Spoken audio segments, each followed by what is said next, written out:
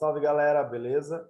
Nesse vídeo eu vou falar a respeito das revoltas coloniais, também conhecidas como revoltas emancipacionistas. Revoltas essas que foram separatistas e tinham por objetivo concluir aí a separação entre Brasil e Portugal, ou seja, o fim do sistema colonial, que já vinha em crise durante o século XVIII. Pois bem, foram três essas revoltas. A primeira ocorrida em Minas Gerais, a segunda na Bahia e a terceira partiu de Pernambuco para o restante do Nordeste.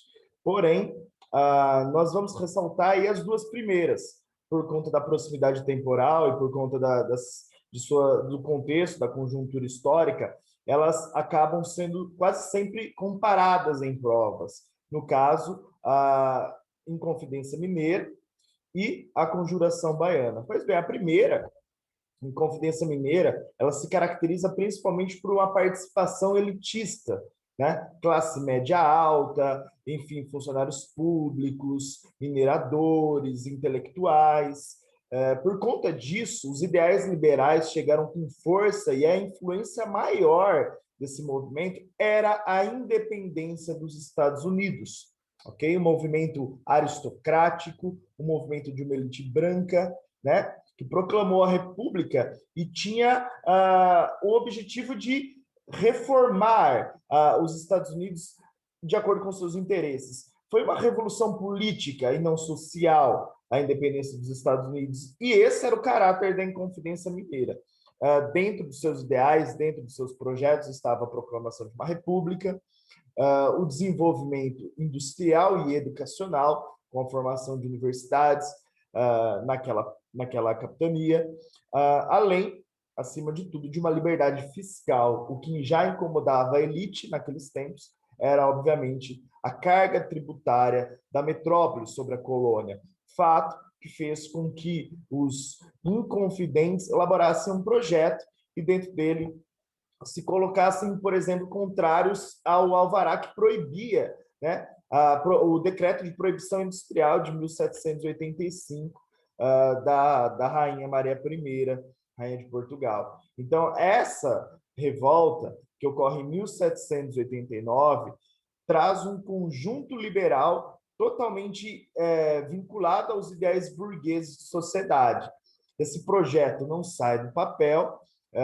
O seu estopim foi a convocação de uma derrama, que era uma cobrança violenta dos impostos praticadas pela metrópole, né? E por conta de uma delação, houve uma investigação também chamada de devassa, e aí nós sabemos que na conclusão ali, 3 anos depois, em 1792, Tiradentes foi o grande mártir dessa revolta, foi condenado à morte, enfim. E aí se torna mais tarde, mais à frente, um dos heróis da independência do Brasil perante o movimento que proclamava a República no final do século XIX. Pois bem, esses são os pontos importantes da Inconfidência Mineira. Em 1798, alguns anos depois, quase uma década depois, a gente vai ter uma outra revolta, a Conjuração Baiana.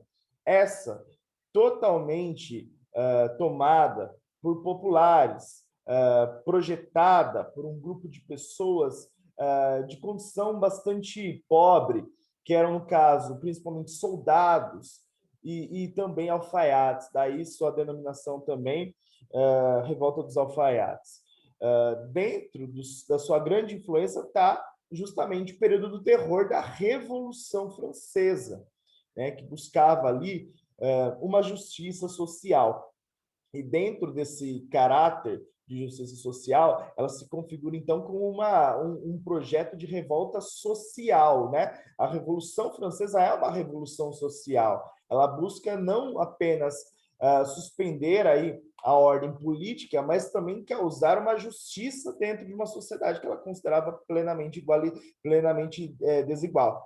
E é justamente por isso que esses populares terão como projeto aí a igualdade social e principalmente um ponto que os inconfidentes de Minas Gerais não tocavam, que era a abolição da escravidão, ok? Colocando fim aí ao escravismo no Brasil. Enfim, essa é a grande característica da Conjuração Baiana, um caráter muito mais social e vinculado a uns ideais que vão entrar no século XIX, buscando aí estabelecer uma justiça para todos, uma igualdade na sociedade, ok? Então, esses são os pontos fundamentais. O desfecho da Conjuração Baiana teve ali a condenação de quatro membros, 4 negros, foram condenados à morte, diferente, então, da Inconfidência Mineira, que teve apenas Tiradentes. Ok? São dois movimentos importantes que caracterizam a crise do sistema colonial de Portugal no Brasil e que mais tarde vai contar aí com uma grande mudança esse momento, esse sistema colonial, com a chegada da família real portuguesa. E aí um terceiro movimento separatista surge em Pernambuco, que seria a Revolução Pernambucana de 1817, mas aí já é um outro contexto, um outro assunto para ser trabalhado. Ok? Obrigado pela atenção de todos, espero ter ajudado e até mais.